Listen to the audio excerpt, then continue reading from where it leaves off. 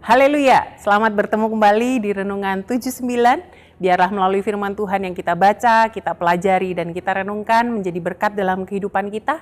Dan kita bisa melakukan setiap firman Tuhan dan menjadi berkat bagi siapapun yang kita temui.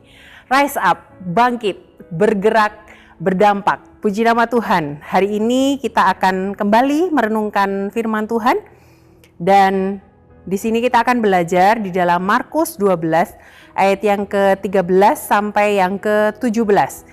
Di sini saya akan memberikan judul renungan kita adalah Yesus versus Kaisar Romawi. Di dalam perikop sebelumnya, yaitu di Markus pasal 12 ayat yang ke-1 sampai ke-12, di sana ada imam-imam kepala, ahli-ahli Taurat, dan tua-tua Yahudi yang marah karena menjadi sasaran sindiran Yesus. Kemudian di perikop yang ini, yang ayat 13 sampai 17, di sini ada para kaum Farisi dan pendukung Herodes yang berniat memancing Yesus agar mengeluarkan pernyataan yang merugikan dirinya sendiri di depan banyak orang. Dan ketika ditemukan kesalahan, mereka dapat menjerat dan menangkap Yesus. Ayat tersebut ada di ayat yang ke-13. Saya mulai bacakan. Tentang membayar pajak kepada Kaisar. Kemudian disuruh beberapa orang Farisi dan Herodian kepada Yesus untuk menjerat dia dengan suatu pertanyaan. Orang-orang itu datang dan berkata kepadanya, "Guru, kami tahu engkau seorang yang jujur dan engkau tidak takut kepada siapapun juga, sebab engkau tidak mencari muka, melainkan dengan jujur mengajar jalan Allah dengan segala kejujurannya. Apakah diperbolehkan membayar pajak kepada Kaisar atau tidak? Haruskah kami bayar atau tidak?" Tetapi Yesus mengetahui kemunafikan mereka, lalu berkata kepada mereka, "Mengapa kamu mencobai aku? Bawalah kemari suatu dinar supaya kulihatnya kepada mereka." "Gambar dan tulisan siapakah ini?" jawab mereka. "Gambar dan tulisan Kaisar." Lalu kata Yesus kepada mereka, "Berikanlah kepada Kaisar apa yang wajib kamu berikan kepada Kaisar, dan kepada Allah apa yang wajib kamu berikan kepada Allah." Mereka sangat heran mendengar dia.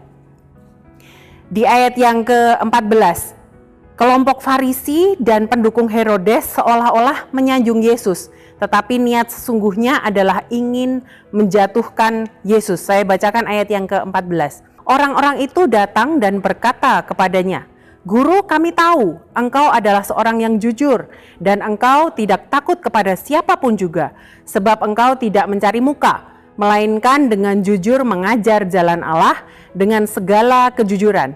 Apakah diperbolehkan membayar pajak kepada Kaisar atau tidak? Haruskah kami bayar atau tidak?" Di sini kelompok Farisi dan pendukung Herodes seolah-olah menyanjung Yesus. Tetapi ternyata niat sesungguhnya dari mereka adalah ingin menjatuhkan. Kalimat-kalimat yang dikatakan oleh para kaum Farisi ini dan pendukung Herodes ini, itu adalah kalimat yang sesungguhnya memang nyata. Jadi Yesus ini memang tidak mencari muka.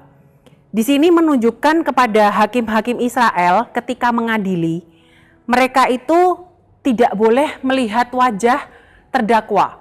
Jadi terdakwa ini harus menundukkan kepala supaya tidak terlihat identitas mereka oleh para hakim.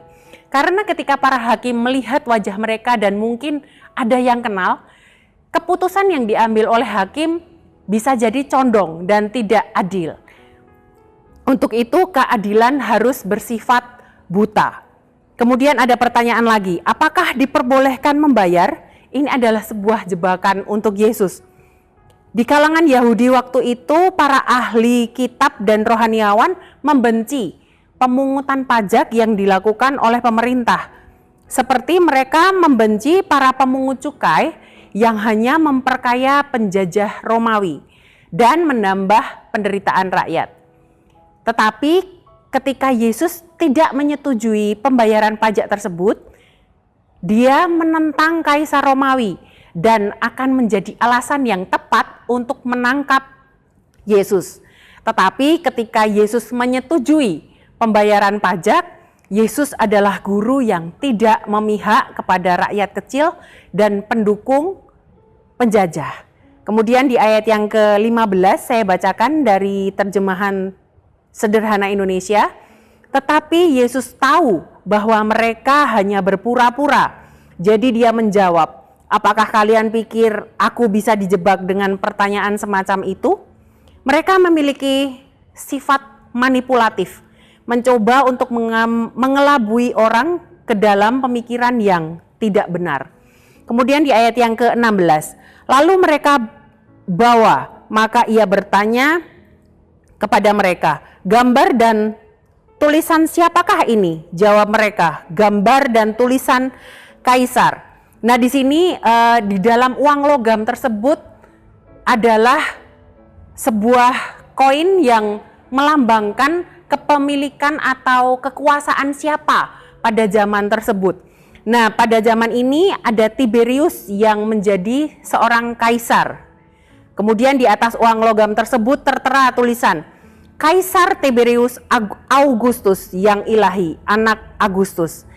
Dalam kaitannya dengan uang logam ini, masyarakat kuno memegang 3 prinsip. Yang pertama, uang logam adalah lambang kekuasaan. Ketika seseorang berhasil menaklukkan suatu bangsa, hal pertama yang dilakukan adalah menerbitkan uang logam dengan gambar kaisar tersebut. Jadi menunjukkan bahwa kekuasaan yang aku punya sekarang adalah milikku. Itu bagi setiap kaisar yang berkuasa saat itu. Kemudian yang kedua, kekuasaan raja dapat diukur dengan wilayah di dalamnya uang logam itu menjadi mata uang yang diakui. Jadi uang logam yang dipakai sejauh mana, seluas apa, itulah yang menjadi kekuasaan kaisar tersebut. Kemudian yang ketiga, karena di atas uang logam itu ada gambar kepala raja dan tulisan-tulisan, di dalam arti tertentu uang logam tersebut diakui sebagai kepunyaan pribadi raja. Di ayat yang ke-17, lalu kata Yesus kepada mereka, berikanlah kepada kaisar apa yang wajib kamu berikan kepada kaisar, dan kepada Allah apa yang wajib kamu berikan kepada Allah. Mereka sangat heran mendengar dia. Dengan uang logam yang bergambar Tiberius, uang logam ini adalah milik Tiberius. Dengan memberikan uang logam itu kepadanya, sesungguhnya kamu memberikan apa yang sebetulnya itu adalah miliknya. Dan juga di situ disebutkan hidup ini adalah milik Allah. Jadi kita harus memberikan hidup ini kepada Allah. Yang dapat kita pelajari saat ini adalah Yesus tidak terbuai dengan sanjungan-sanjungan. Kemudian yang kedua, Yesus Maha tahu.